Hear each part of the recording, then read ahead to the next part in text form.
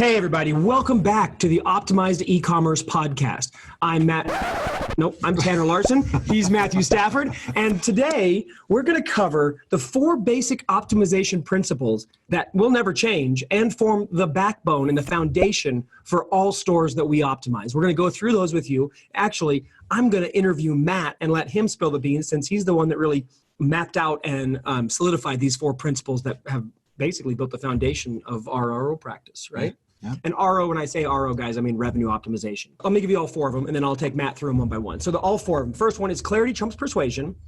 And second principle is strong visual hierarchy.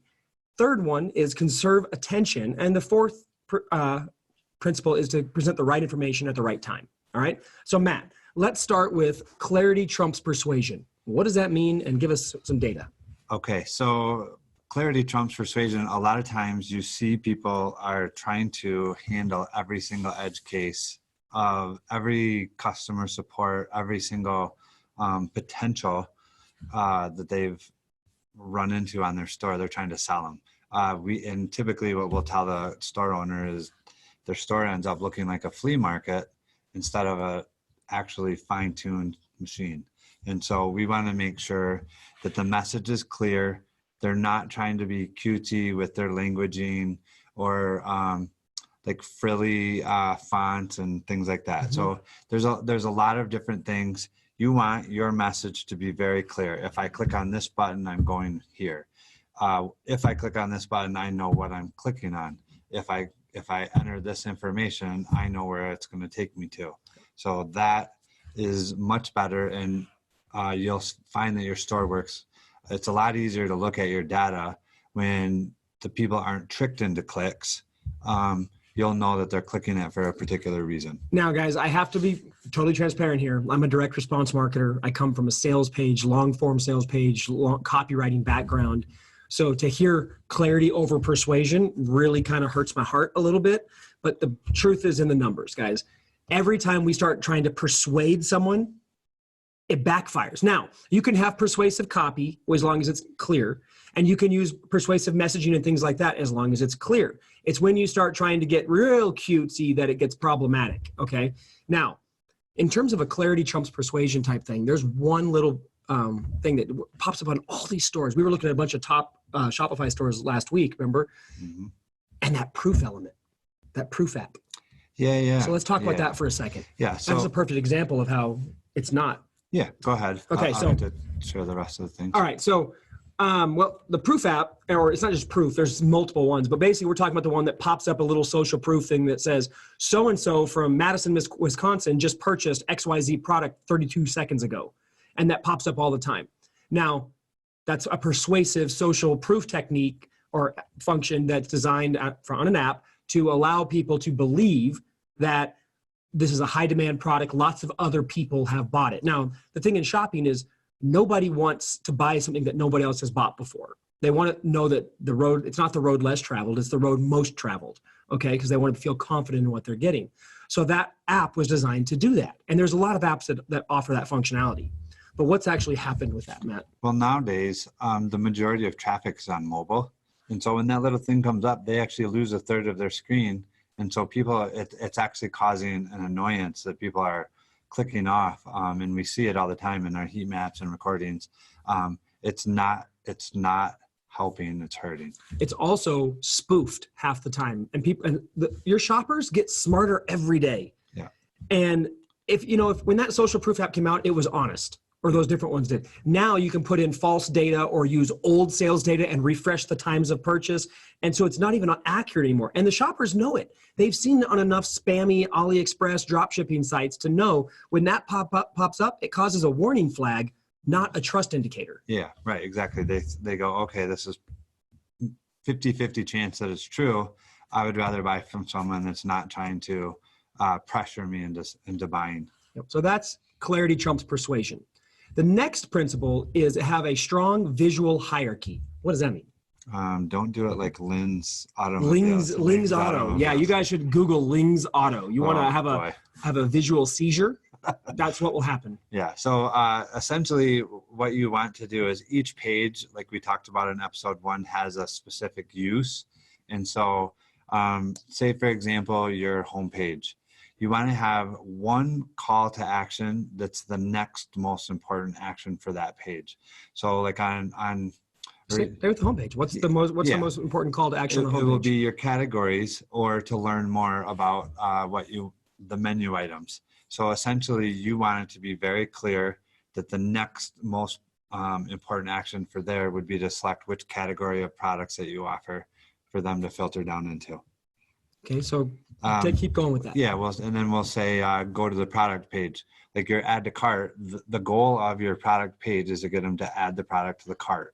So that is your next most important action.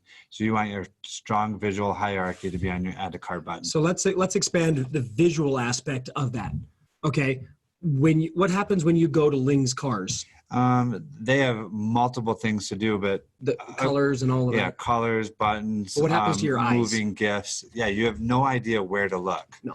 So, and that's actually a problem on a lot of Shopify stores too, because everybody tries to blend their color with their theme, with their buttons, with their banner, and with their header. And what happens is you have, I don't know why I'm thinking pink, but say you have a pink theme for your clothing store, you end up having 5 things that are pink and they don't know which one is the next, which one is supposed to draw their eyes. If your add to cart button on a pink theme is green, then that green stands out and that's the next most important action. And what you'll find is you'll get a lot more add to carts. Yeah. So make sure whatever that one action per screen is, that's where the eye is naturally drawn the second the page loads. And the way you can look at that is have people go to the page and say, have them like load the page and say, what do you see? And what's the first thing you see? And they'll point and have them point. And if they don't point, if what's your logo or they don't point to the button, you got a problem. Yeah. Okay. So that's strong visual hierarchy. The next one is conserve attention, which kind of segues nicely from what we just talked about, right? You've already got them with one focus, but now we got to keep their attention. Yeah. So a lot of times people think more is better. That's just not the case. The more options, typically, if you think about it, if they see 3 or 4 options that they like and they don't have time to make a decision or they're just unsure, they'll actually say, oh, I'll just come back later. Well, you've already paid to get them to your site. If you've already done some of the other things that we've talked about, found the one thing, focus on the 20% that gives you 80%. What you want to do is start narrowing down choices so that the people, they don't actually have so many different things going on that it tires their brain out. Mm-hmm. So it's called cognitive load, or if you have too many choices, paradox of choice. So more is not better. You want better choices, not more choices. Okay. So that's a very actual, cognitive overload is huge, but paradox of choice is actually very hard for people to wrap their head around sometimes, right? Yeah. And so let's break that down more. Okay. So just for example, say that you sell shower curtains. You're going to have multiple colors, multiple designs. And so a lot of times people think, oh, I'm just going to, the more that I put in there, the more options they have, the more I'll sell. And it's the more likely they'll find something that they want, right? Which is just not the case. Every single time we've tried it, we want it to win because we want to sell more. Every single time that we add more options, more colors, the conversion rate goes down. And so we have to assume that that paradox of choice makes it hard for them to pick. And you always use the ice cream example. Yeah, so if I give you a choice in ice cream between vanilla or chocolate, very easily you can make the decision, vanilla or chocolate, right? But then I say, hey, let's go to Baskin Robbins, 31 flavors. Now you have to walk around and you have to analyze every single flavor. You can eliminate a few because they're gross, like. Do you want sprinkles? Yeah. You want cherries? And then fruit? Exactly. So many options, right? We actually, one of our ROs did some Googling on it, and apparently there's 3 billion different combinations that you could possibly make if you ordered at Baskin Robbins, one of every combination, including the toppings and all that. 3 billion combinations. Yeah. All right. Now, obviously, most people are aware of that, but either way, let's just say you were only choosing ice cream. You have 31 flavors to choose from. What happens is most of the time you can't make up your mind, right? You start. Or it takes a lot longer. Yeah. And that's the other thing. The longer it takes, the more that you're out of your subconscious and you're into your conscious, and then you start having that self-talk. Ooh, I was really trying to lose a little bit of weight. I don't really need that ice cream. Maybe I shouldn't have it.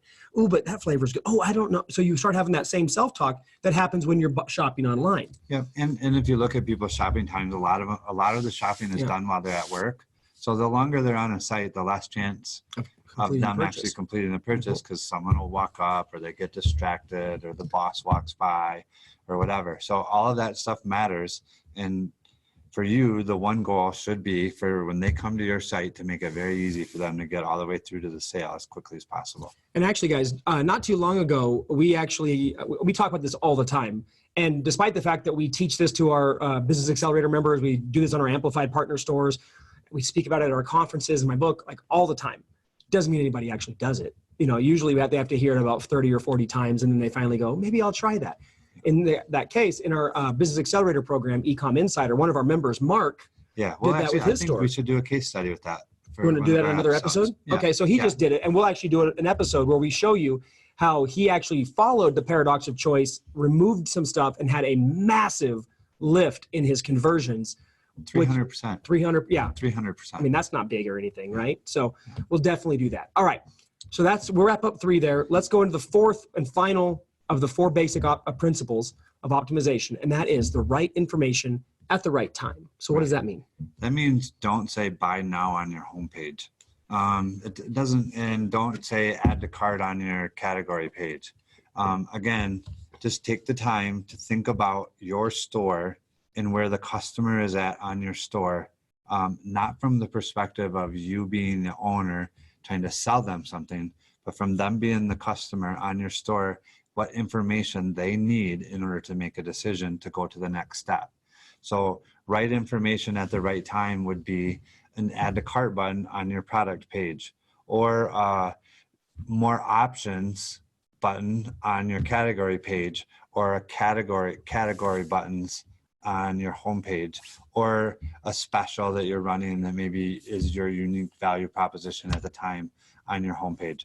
So each page should have the proper information at the right time. So like you wouldn't put your shipping details on your homepage because they don't need to know. They're not ready. They don't even know what product they're going to buy yet. They want to buy. Right. So they're not looking for that. So when you clutter all these pages with information that's not the right information at the right time, what you're doing is you're creating more of that cognitive load.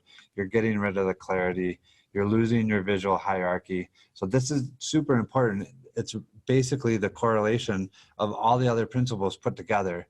Now, if you followed the other ones, it makes it very easy to give them the right information at the right time. And the opposite of that, the wrong information at the wrong time, or even the right information at the wrong time, can really screw your store up badly. Yeah, it makes it confusing. Yeah. And we always say that there's 2 reasons why a customer doesn't buy.